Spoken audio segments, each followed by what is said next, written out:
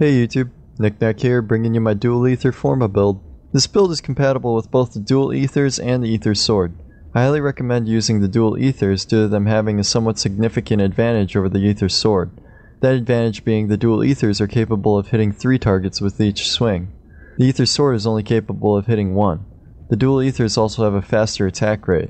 Some of you may be wondering, well, what about the ether daggers? Unfortunately, the ether daggers lack one of the most important qualities that make the other two ethers so amazing: serrated blade damage type.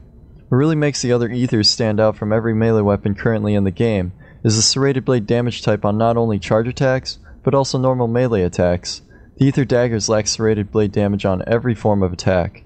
In the event the ether daggers are buffed, I will revisit them and make a video specifically for them. Okay, to start things off, you'll want to use a catalyst on this weapon for double the mod capacity. Throughout this build you will be using one Forma to add a single V polarity.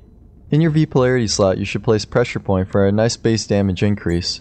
Because of their damage type, these weapons excel with spam attacking rather than charge attacking. This will give your elemental mods a nice damage buff as well. Next you'll want Fury for up to 60% additional attack speed. On the ether sword your attack speed will go from 1 to 1.6 attacks per second. On the dual ethers your attack speed will go from a nice 1.25 to a speedy 2 attacks per second. This is one of the reasons I highly recommend the dual ethers over the ether sword. I should add that fire rate also plays a role in my other reason for choosing the dual ethers over the ether sword. With the dual ethers you can hit up to 3 targets in just one swing. If you can swing twice in just 1 second, then that means you have the potential to slash up to 6 targets per second. This gives the dual ethers a much higher damage distribution in comparison to the ether sword's 3 targets every 2 seconds. If you're in the middle of an infested mosh pit that doesn't consist of sweaty dudes smacking you with long hair, then being able to hit more targets is invaluable. Which brings me to the third mod you should equip, Reach. Because melee weapon range and positioning is so essential to hitting multiple targets, I made this quick side-by-side comparison so you can see how much of a difference a max level Reach mod can make. For the sake of simplicity, I used charge attacks and stayed as far away from the storage container as I could.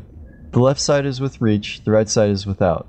If we observe the foot position, we can see the change in distance from the container. The green line is my foot position with Reach, and the red line is my forward foot position without Reach. Even more important to take notice of is the slash animation. To the left you'll notice that with Reach, I'm getting the full length of the slash animation. To the right you may be thinking I moved up too far. For your eye it may seem that way, but this is actually as far as I could stay away from the container and still break it. That is because the slash animation does not line up with the hitbox of the weapon. Reach extends the hitbox far enough so that it does. The combination of Fury and Reach take full advantage of the dual ether's ability to hit multiple targets. Toss on Sundering Strike and Rending Strike for some nice armor piercing damage. You're using Rending Strike solely for its armor piercing damage. Spamming normal melee attacks is still the way to go with the dual ethers and ether sword because of their low base charge damage. Now we're going to tailor this build to the faction you're fighting. Of course this starts with equipping a Smite mod, but if you're looking to really maximize your potential damage, then there are a few combinations you'll need. If you're using Smite Infested, you'll want to add Molten Impact. If you're using Smite Grineer, you'll want to add Molten Impact, but you'll also want to switch out Reach for Focus Energy. The reasoning for this is Reach loses most of its value against Grineer due to them being much more spread out. If you are using Smite Corpus, then the same is mostly true for Reach, and you will simply use both Focus Energy and Shocking Touch in place of Reach. Here is a simple layout of all 3 faction mod combos. Alright everyone, before I roll out some gameplay, I just want to apologize for the week-long delay in videos. I've been very busy making plans to move and was especially busy last weekend during the Arid Fear event. Some of you may have heard that our clan, the Procrastinators, managed to come in first place for the Shadow Clan bracket. I'm a warlord, so I was up during a majority of the event, farming Corpus Void Keys and helping clan members organize groups as efficiently as we could.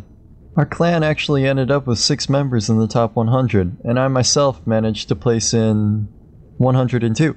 As punishment, I had originally intended to perform seppuku, but my fellow clan members decided Statue Polisher for life would be sufficient enough.